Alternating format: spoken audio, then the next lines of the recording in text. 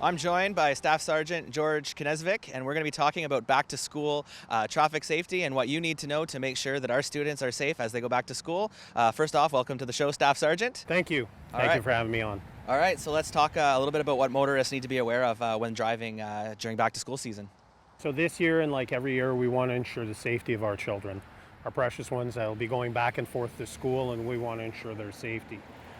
We want to ensure that our motorists will follow the rules of the road, ensuring that they will follow the speed limits throughout the city and as well in the school zones. We have to remember that our young children have limited experience navigating through traffic, and that's between cars, running onto streets, and we want to ensure that our motorists are aware of that. We will be looking for parking violations around the school zones, speeders, seat belts, distracted driving, and as well as following direction by the school crossing guards as well as the school buses with the stop signs that will be out when the buses are stopped. And that's an important point to make. We know that every year there's some confusion with school buses, but it's pretty clear at the end of the day that stop means stop.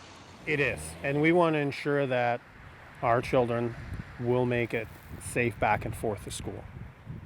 Absolutely, and we can see behind you as well those school zone road dividers. It's a tool to help remind people to follow the speed limit in a school zone. Maybe you can talk a little bit about that. People have probably seen them in a variety of schools around town. Absolutely. It is a reminder that when driving through a school zone, people may be busy on their way to work or so on and pick up somebody, and then it's like, oh, they're right in the zone and they're not aware of it. So that being said, that's why we had the city erect these signs as a reminder for the motorists to be careful and their due vigilance in regards to ensuring that it's safe.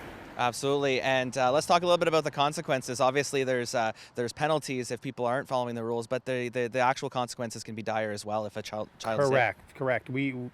One thing is a fine, but the children are our precious ones, so we want to make sure that they're safe.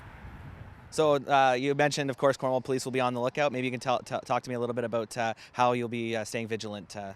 Correct. This month, our traffic safety initiative is school bus safety and a safety zone, school safety zones.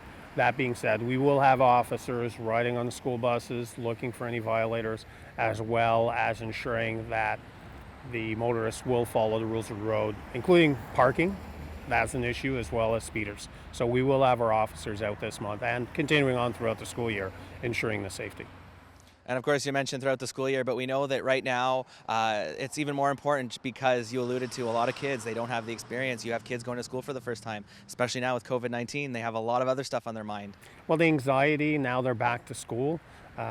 Their school year finished pretty early earlier this year, so now they're back, and it's socializing, not thinking, and then they're crossing when they shouldn't be, and motorists have to be aware of that. And as well as cyclists as well, when they're traversing the roadway, they have to be as well careful, watching out for pedestrians and the young ones that are crossing the streets. So I guess it would be a good tip to always be on the lookout for your surroundings when driving. I mean, that's always a good tip, but especially if you know you're approaching a school, but even in residential areas, always be on the lookout for young Correct. kids. Remember, they will be waiting at their school bus stops for pickup. So at the end of the day, it's not just the school zones, it's their neighborhoods as well. And just finally, do you have any other tips for motorists as they're, making their morning commutes and stuff like that? We know giving yourself enough time maybe to leave, Correct. Give yourself enough time to get to work and ensure that you're always aware of your surroundings. Excellent. Well, Staff Sergeant, I'd like to thank you so much for joining me. Thank you for having us.